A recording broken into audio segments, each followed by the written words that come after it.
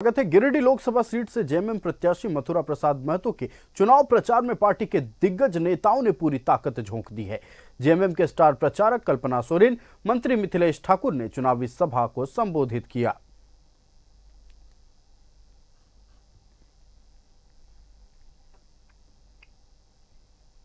शोर तेज हो चुका है। झारखंड मुक्ति मोर्चा के कई बड़े चेहरे मथुरा प्रसाद के पक्ष में आपको यहां वोट मांगते नजर आ जाएंगे। हमारे साथ इस वक्त बातचीत करने के लिए मिथिलेश ठाकुर हैं।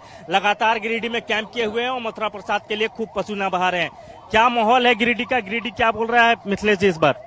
पहले तो आप बताइए, आप कितने दिनों से हैं और आप बताइए कि क्या माहौल है। माहौल पूरी तरह से इंडिया गठबंधन के पक्ष में, ये आपको भी महसूस हो रहा होगा, क्योंकि अब जनता पूरी तरह से जो जुमलेबाज अपने आप को अपने से स्वीकार करते थे और जो पूरी तरह घूम घूम कर झूठ परोस रहे हैं, जनता को बरगलाने का काम कर रहे हैं, जनता के बीच भ्रम फैलाने का काम कर रहे हैं, वैसी ताकतों को जनता पहचान चुकी है।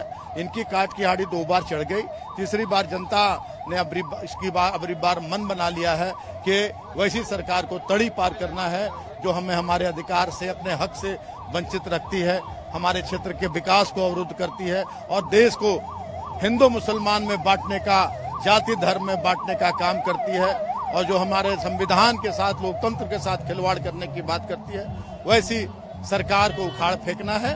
और अब इस बार मैं तो कहूंगा कि जनता चुनाव लड़ रही है।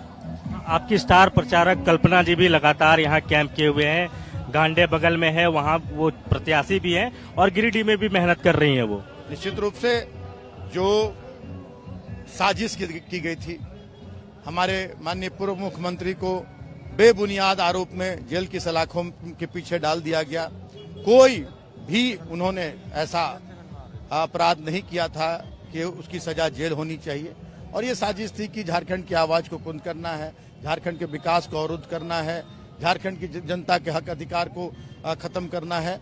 लेकिन उनकी चाल उल्टी पड़ गई और एक पूर्ण रूप से विशुद्ध गृहिणी कल्पना सोरेन जी ने मोर्चा संभाला और अपने पति का जो सपना था उसको पूरा करने के लिए अपने घर परिवार, अपने बाल बच्चों को, अपने बूढ़े सास ससुर, जो इस झारखंड के निर्माता दिसोम गुरु शिबू सोरेन जो बीमार चल रहे हैं, उनकी देखभाल कर रही थी, सभी को छोड़कर, और जो 3.5 करोड़ का जो उनका परिवार है उनकी चिंता की और हमारे माननीय पूर्व मुख्यमंत्री के दिशा निर्देश में, उनके आदेश से राज्य की जनता की सुध लेने के लिए निकल पड़ी और राज्य की जनता को के हक अधिकार में कोई कटौती ना हो, राज्य के विकास में कोई कमी ना हो।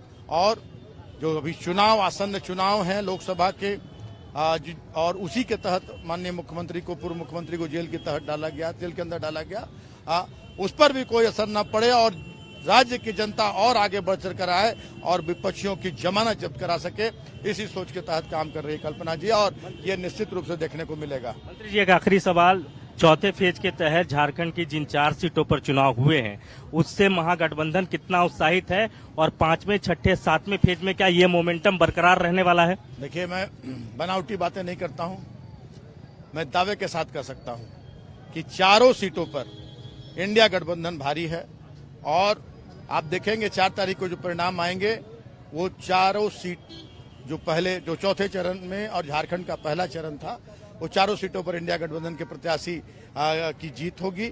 और जो अभी हमारे 5वें चरण का चुनाव 20 को होना है, 6ठे चरण का चुनाव 25 को, 7वें, सभी सीटों पर हम काफी मजबूती से लड़ रहे हैं और जनता का पूरा समर्थन मिल रहा है और हम हर हालत में, आप देखेंगे कि 14-0 का यहाँ आपको रिजल्ट मिलेगा 4 तारीख को। मैं शुक्रिया हमसे बातचीत करने के लिए।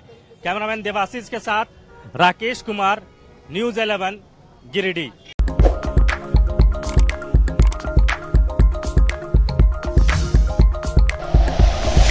Like and share videos, subscribe करें हमारा चैनल और प्रेस करें बेल आइकॉन। न्यूज़ 11 भारत, सच है तो दिखेगा।